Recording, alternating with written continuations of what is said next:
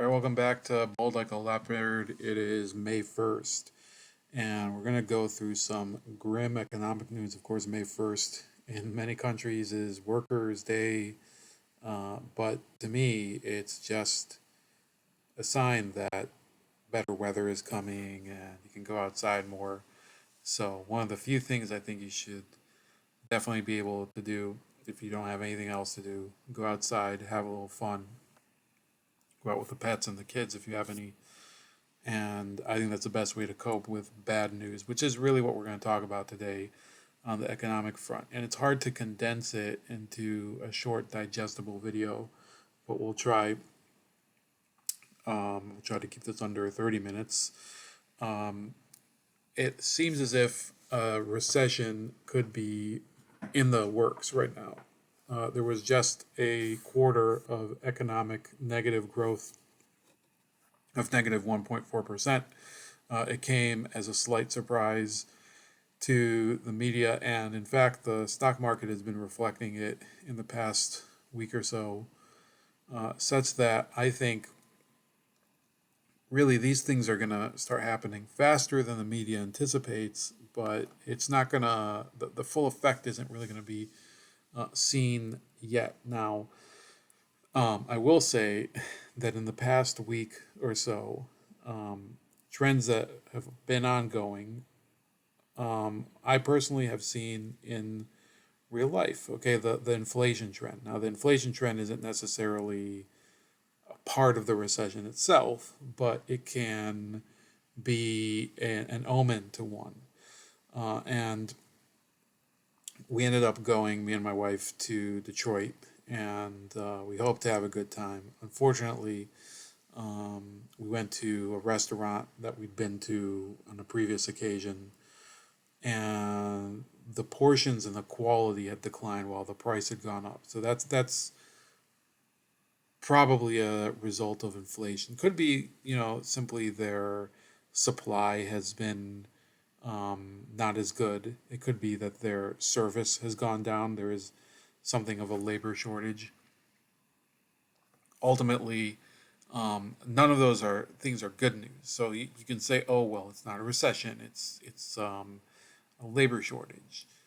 The inflation is only because of gouging. All of those things. You see, there's always a quick excuse as to why these negative trends are showing up, because nobody wants to admit that there is a major aching problem here with the economy. It is a result of decisions being made at the top level, in part. It's not 100% the fault of the president or the government, but they have a heavy hand in it because they have their hands on the purse strings. So, one question that sort of is important to resolve first: what is the difference between a recession and a depression? Because there are commentators that are out there that will talk about the possibility of either one or both happening. So, this is from the Federal Reserve Bank of San Francisco. It says the recession is a significant decline in economic activity spread across the economy lasting more than a few months, normally visible in real GDP, real income, employment, industrial production, and wholesale retail sales. A recession begins just after the economy reaches a peak of activity and ends as the economy reaches its trough. Between trough and peak, the economy is in an expansion. Expansion is the normal state of the economy. Most recessions are brief, and they have been rare in recent decades. Now, the last big recession was, of course, called the Great Recession of 2000. I think it was 2007 through 2008. A lot of it was because of a housing bubble at the time, then the subprime loan mortgage crisis. And there are many commentators out there that are warning that you could have a second housing bubble popping. You could have a a student loan bubble popping, and those are cofactors. You also have this new energy crisis. There could be a food shortage, right? And we're seeing signs of a food shortage already. So I'm sorry if I don't have the best advice for you, but I'll give you, um, just a few things that I've been thinking about. Buy things that are non-perishable food items, and try to, for the other wealth that you do have, such as it is, right? I'm not saying wealth because you're wealthy, but the other capital that you have, if you have any to invest, try to buy something that you think could be of storable value, and appreciates. Um, precious metals are thought of as a good, safe investment. Agricultural stocks I've heard are good. And if you have enough money, you can buy some farmland. Uh, all interesting ideas, but I'm not a financial advisor. So please go look out and find people that you think are trustworthy to go and that are not telling you to invest in stocks right now, because I think that's where you do want to stay away from. One channel that I find actually to be very good is called Rethinking the Dollar. They're on YouTube. They are on Odyssey. I think they're also on BitChute, and he does a very good job. So that is as far as a recession, and you'll see it. You'll see that people won't really be going to buy at big box stores, which are on the decline anyway. You'll see a lot more stores shuttering. These are all very troubling developments because when you go in around your neighborhood and you want to be able to buy, let's say, a new piece of furniture or maybe some appliance or something, and you don't really have where to, and buying online doesn't necessarily make it more affordable. In every case, it's a major problem, and it reflects on the decline of a community. So then, what about a depression? While there is also no standard definition for depression, it is commonly defined as a more severe version of a recession. In his popular intermediate macroeconomics textbook, Gregory Mankiw distinguishes between the two. There are repeated periods during which real GDP falls, the most dramatic instance being the early 1930s. Such periods are called recessions if they are mild, and depressions if they are more severe. As Mankiw pointed out, perhaps the most famous economic downturn in the U.S. economic history was the Great Depression, often described as starting in 1929 and lasting at least through the 1930s and into the early 1940s, a period that actually includes two severe economic downturns. So I'm glad, this is the Federal Reserve. There's lots of bad issues that the Federal Reserve is responsible for. But this is a good guide because people think, oh, the Great Depression, FDR was solving it. Well, let's keep reading on.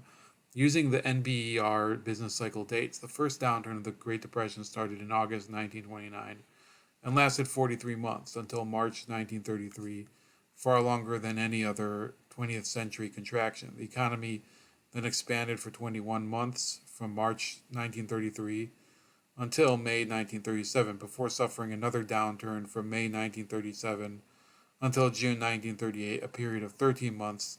The economy again contracted. So a lot of people are under the misconception that Roosevelt was able to solve the Great Depression by undergoing massive public works projects and other endeavors that would kickstart the economy back using Keynesian devices, spending money in order to create economic activity as opposed to allowing the economy to get back into the swing of things in a cyclical way. And there's a lot of controversy over that. What would have happened, for example, should he have done nothing, right? And the truth is, so if you look at those dates, what was FDR really able to do between his inauguration in January 1933 and March 1933? Well, not really that much. So the Great Depression's first leg of contraction actually was winding down during the early part of his presidency. So let's listen to an ABC report about the current possible recession that's going on. That is probably starting at this point, given the first quarter of contraction. Markets ups and downs and record inflation are creating some extremely uncertain times. ABC's Deirdre Bolton has some moves we can all make. Many Americans wondering what to do with their money. While the average 401k retirement account lost about $6,000 in April alone. Consider how your money is allocated. If you want to lessen your exposure to stocks, put some money into alternative funds, in real estate, or an art fund, or natural resource funds that invest in water or lumber. If possible, pay off credit card debt. Pay down debt, especially when the cost of debt is likely to go higher from here. I paid $300 a month just on one card to try and stay ahead of it. So now I actually feel like I've made a huge bite into it and I can manage the rest. The Fed is likely to raise rates next week, which makes all borrowing more expensive. But there is a silver lining for savers. With that in mind, consider putting money into a high-yield savings account. Be willing to look beyond the larger, well-known banks. Many smaller institutions, including online banks and apps, feature good rates and low deposit requirements. Another way to enhance your savings? I-bonds, being offered through the Department of Treasury. You can buy them easily online, and you are guaranteed a 7.1% interest rate for 6 months, 9.6% for the months that follow, but act fast, this is the last day to buy them. An area where Americans could feel an additional crunch in the weeks ahead? Fuel prices, which means more expensive travel and groceries. Gasoline prices are close to record levels. Diesel prices will likely be at record levels for a good portion of the summer. Diesel prices affect what trucking companies charge to deliver groceries. To minimize the effect in your household, stock up on grocery items now. Consider freezing milk and meat when you find a deal. There are also social media groups such as Buy Nothing, where neighbors simply give away what they no longer need. The best thing about it, well, they're good for your budget and also the planet, since it is just basically another form of recycling. Yeah. I got some stuff if you want it. So yeah, I think they're going about it in a very cavalier way. These people may already be sheltered in some way in terms of their in terms of how they have their wealth structured. So they're not necessarily going to feel the bite of the recession. But some of the advice I think they're giving is useful, but sort of surreal. Freezing your milk and your meat. Now my dad and my stepmom, they always do that. So I'm used to it. But most people sort of think of that as being a little ridiculous, as a precaution for recession.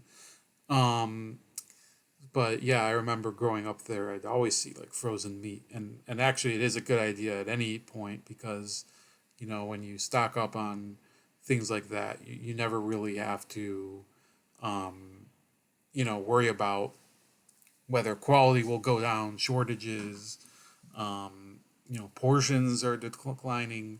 So that I think is very useful. But notice the message there, putting your money into a high yield savings account, investing in an art fund. And so a lot of these are very conservative investment strategies that show that this is preparing the public for potentially being unable to do much with their money and their investments.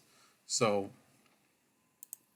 that's something that I think you have to be aware of as we're going through this new inflationary cycle.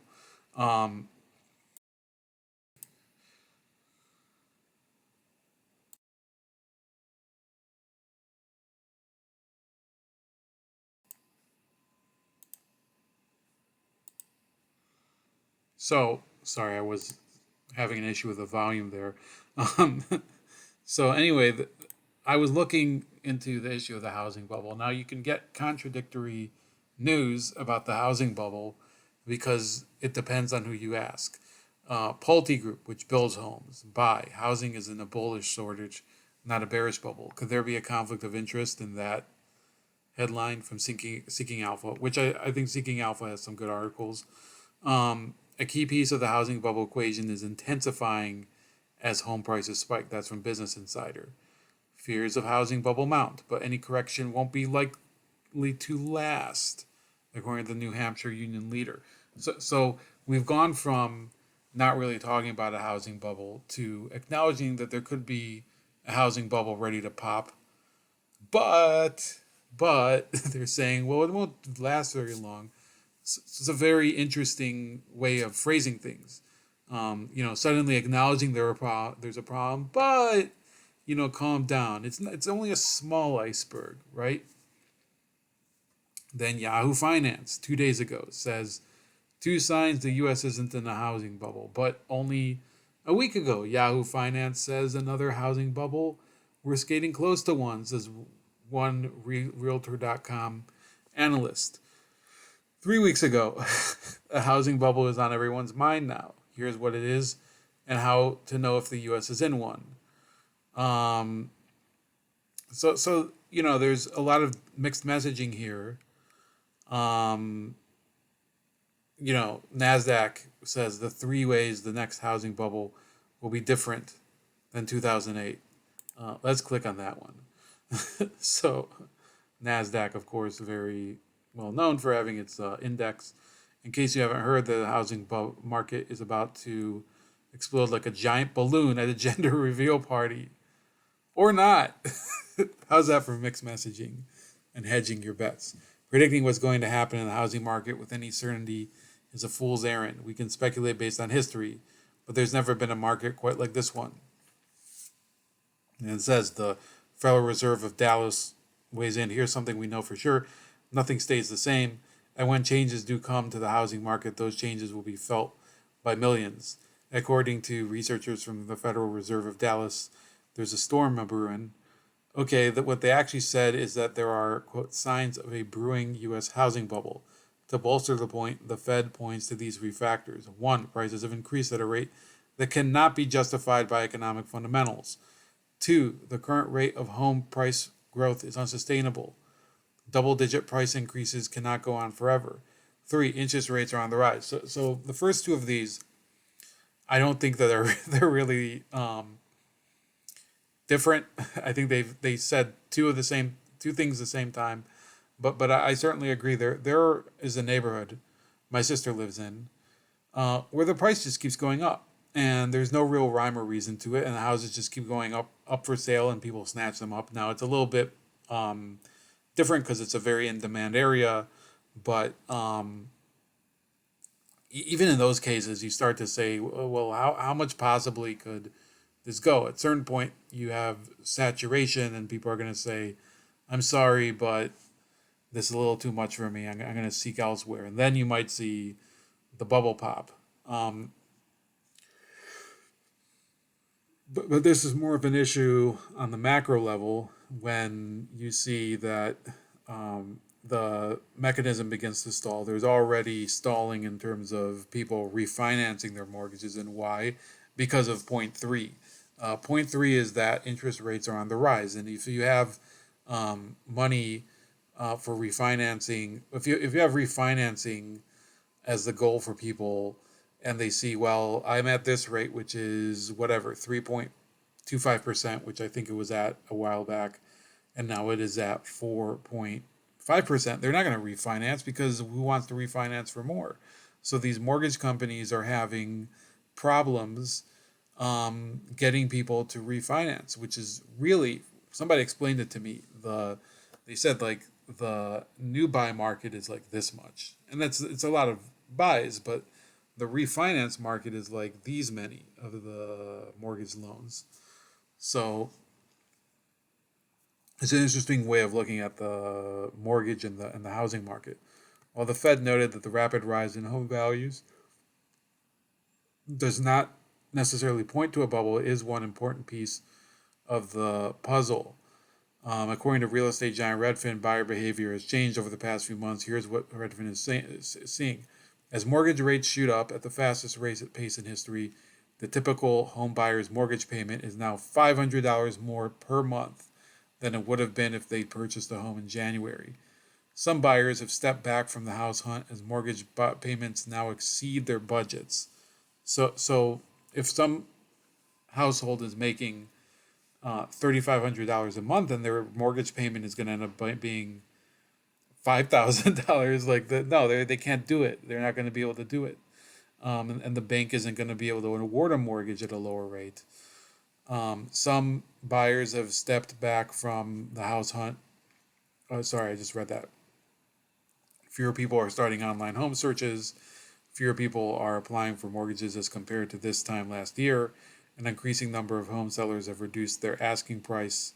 The number of homes that are selling within 14 days is growing at a slower pace than earlier this year.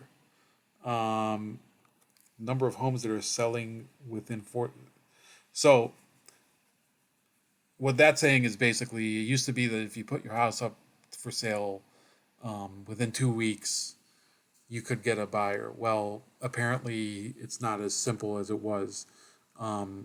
So if it could develop that, whereas recently it was a real seller's market where you could just put your house up for sale. And in fact, we still have in my neighborhood, I get mailings all the time from people saying, sell your house, sell your house. That could actually take a turn the other way. And after the bubble pops, it's going to be interesting.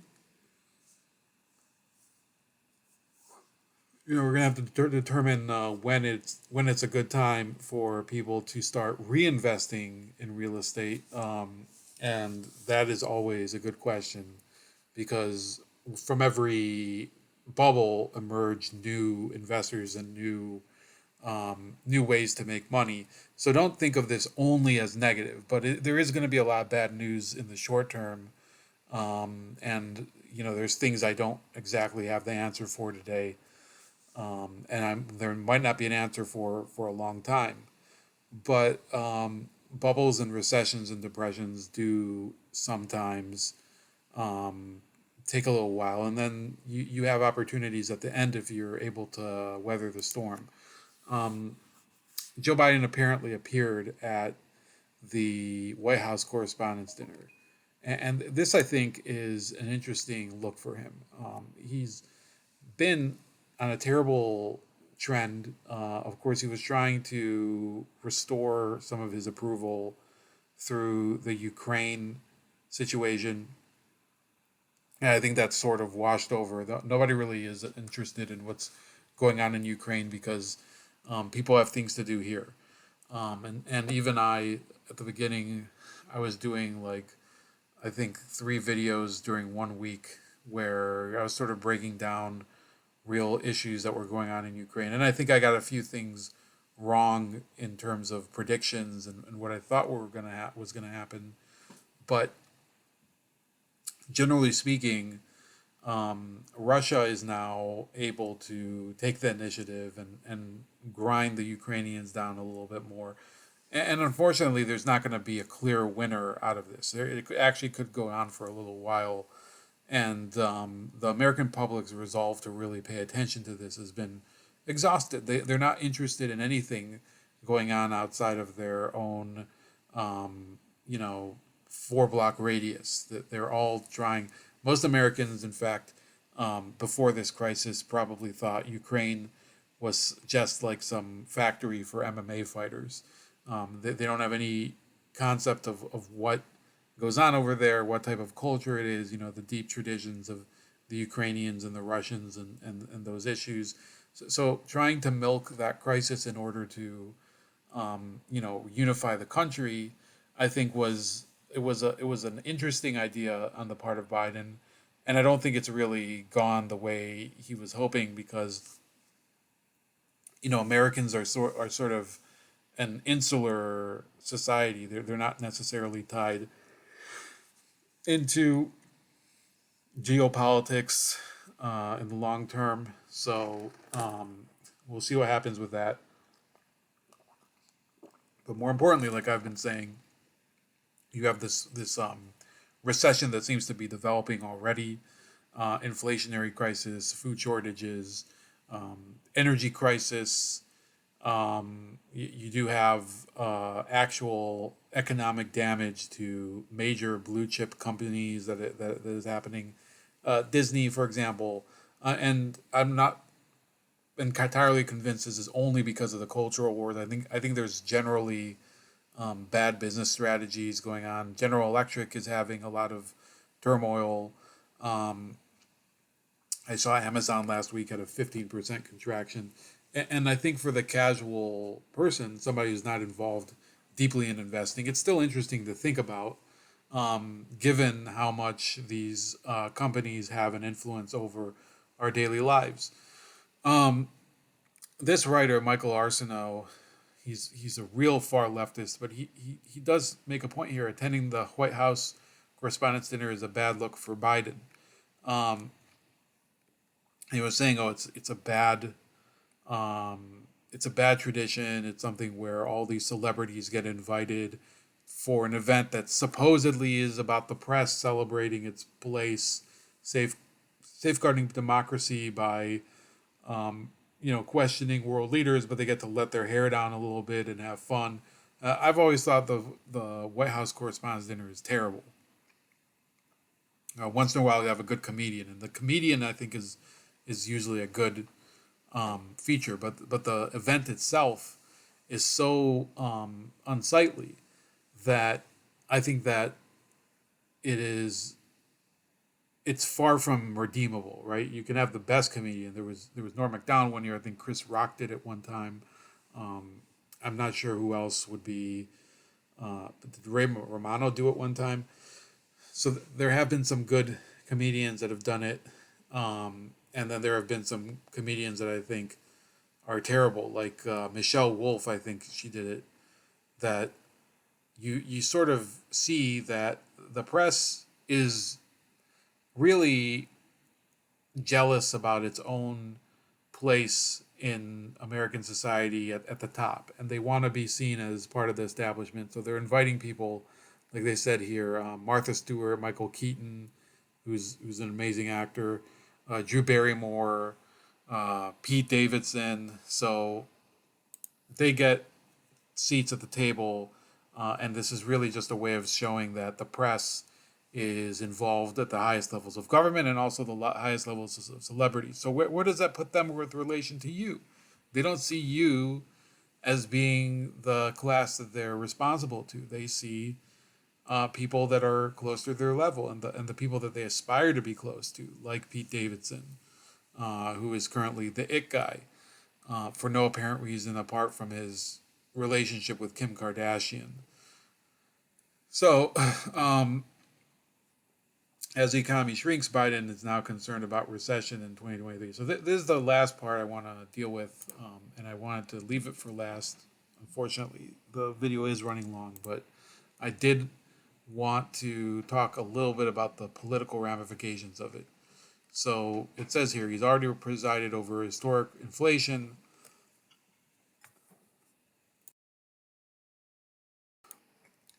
Now President Biden is warning of a recession next year. So he's warning about it next year. I think it's already too late to warn about it. I think the recession could be coming a little earlier than that. Biden said Thursday that he's concerned about a possible recession in 2023 after quarterly data showed the U.S. economy shrank by 1.4% and confirmed he may soon slash large amounts of student debt. Now, will slashing student debt actually prevent a recession? No. But it will, I think, take a little bit of the edge off for some people that are already in debt that could be adversely affected by the recession. However, other elements of a recession economy will not help them, right? So you won't have to pay necessarily the student debt or the entire student debt, but you could have some problems getting a job. You could have some problems finding an affordable place to live. You could have problems affording your utilities. So you're able to, he may be able to alleviate, quote unquote, that one debt by having the government pay for it, which in effect means that a debt that's held by a major portion of the economy, the people who hold student debts, they don't have to pay it, but then the entire government, the entire country ends up having to pay for it. So ultimately, somebody is paying for it. It's just going to be a wider plunge, and that includes people who never got to go to college. So there is no fair way to really resolve this. Obviously, there are a lot of people who are deep in student debt, and they need all the help they can get. But there's no painless way to resolve this. Biden brushed off the surprise economic slowdown in the first quarter of 2022 in response to a reporter's question after he proposed a new $33 billion aid package for Ukraine. No one is predicting a recession right now. Some are predicting there may be recession in 2023. I'm concerned about it, Biden said before pushing his stalled plans to raise taxes on wealthy people and large businesses. I know one thing: if our Republican friends are really interested in doing something about dealing with economic growth, they should help us continue to lower the deficit, which we've done last year with $350 billion. They should be willing to work with us to have a tax code that is actually one that works and everybody pays their fair share, Biden said. So that's another term that they consistently use about the wealthy. That they need to pay their fair share. Well, they don't define what the fair share is, and they don't really. And why is that the fair share? The fair share, in my opinion, is really just a red herring. There's tremendous wealth inequality in the country, and yet taxes on the wealthy are actually not very low. They just have some creative ways of getting out of them. There's all these write-offs and loopholes, and that's the way the tax code is written. The federal deficit is declining after 2 years of massive spending bills during the COVID-19 pandemic, though the national debt continues to grow. So he's talking about the deficit. The debt is continuing to grow by a lot. Last year, the deficit declined despite Congress approving Biden's $1.9 trillion stimulus bill without fiscal offsets and a $1.2 trillion bipartisan infrastructure bill that included an estimated $256 billion in unfunded spending. The national GDP shrank in the first quarter of 2022 after 5.7% growth in 2021, which was the highest rate of annual growth since 1984. The slowdown this year coincides with soaring inflation, which hit a 4-decade high of 8.5% in March. A common definition of recession is 2 consecutive quarters of economic decline, though associated factors such as unemployment rate and industrial production are also indicators, according to the U.S. Bureau of Economic Analysts. So, they're going to go through some more proposals, including the student debt forgiveness. Now, what's the political implications of this? So you have a president who has failed on Afghanistan. He's failed on COVID, right? So he had a number of initiatives such as vaccine mandates, and also recently the federal transportation mask mandate that have been overturned by the courts. He's had his eviction moratorium overturned by the courts.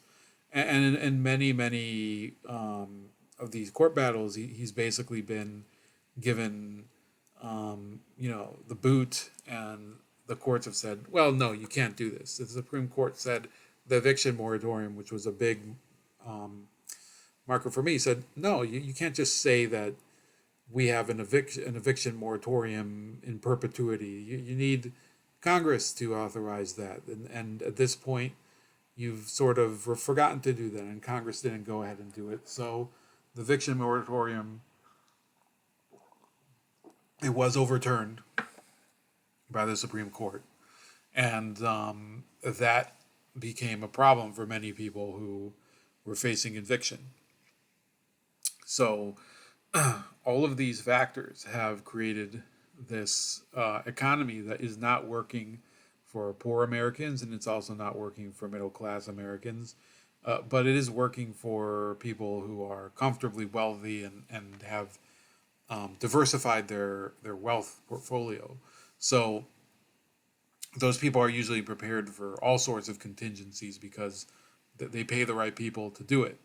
And Biden, in this case, is going to suffer a lot for this politically, because, of course, this is a guy who said that he would stop the virus and not he would shut down the virus and not shut down the economy, and all of that. Now, you've even had in the past week, speaking of COVID briefly, you had Dr. Fauci say one day that the pandemic is over, and then the next day say, well, no, a phase of it is done, but it's not over. What this says to me is that people are already feeling the recession hitting them. Unfortunately, I live in a very middle class to working class neighborhood, and you do see signs of decay all the time, in terms of the roads, in terms of rising crime, and in terms of people who seem to be saying, yeah, I can't really afford my daily expenses and I need help in terms of getting provisions, food and clothing and things like that. And I can't really find a steady job, or the job that I have isn't really enough for me to make ends meet. And you do see people talking about that. And unfortunately, I think some people are under the misconception that this is good because it means that the Democrats are going to get destroyed in the November election. Now, don't get me wrong, they do deserve to feel the responsibility and the backlash over the economy. That doesn't mean that after November you're going to get a good fiscal policy on the part of Republicans. Unfortunately, we have a bipartisan problem of very poor economic management in America. Often they're willing to give what is going to get them votes rather than do what's necessary to actually build a stable economy, and an economy that's geared for growth and for innovation. So I'm very troubled, and I talk to people about it, and I don't have a lot of people that share my perspective on it, because many are only focused on the energy costs. Some people are focused on the housing bubble because they want to buy a new house and they can't really find one, and then the rates aren't very hospitable to them. I'll say this. The Biden economy is going to lead, in my opinion, to one of the greatest economic collapses that we've seen if we continue on this trajectory, because you just have all these factors that are coming together: the housing, the energy, the geopolitical crisis, the food shortages. You have still battles in court over vaccine mandates and things like that. Apparently, the federal contractor mandate was restored, if I'm not mistaken. And you have a declining industrial base, and the U.S. losing the petrodollar. So, as for November, I do anticipate the Democrats are going to lose. They're going to lose both houses of Congress. They probably will have trouble retaining some safe governors' mansions previously. Like, you could see, for example, barring some of the ballot magic that they had in 2020, I could see them losing some states where they made tremendous gains in the past, such as Colorado and, what's another one? New Mexico. They are not really going to be able to go to these people in these states and say, yes, we did a great job, now give us another 4 years, because politics is local and people are going to be angry about the way that their economy is being managed, and the person at the very top happens to be wearing the same colors as them. But I don't think that's the main focus. We do need to really talk about going forward, ways that we can sort of weather these big economic storms that are coming. So that's about all. I hope that you are doing well anyway, and that you're trying to, or you're finding ways to sustain yourself in these complicated times. Please like, share, and subscribe on Odyssey, Rumble, BitChute, YouTube, Podbean, Gab, Minds, Substack, Telegram, and Getter. And have a great Sunday, May 1st. It's a new start, and I'll talk to you later.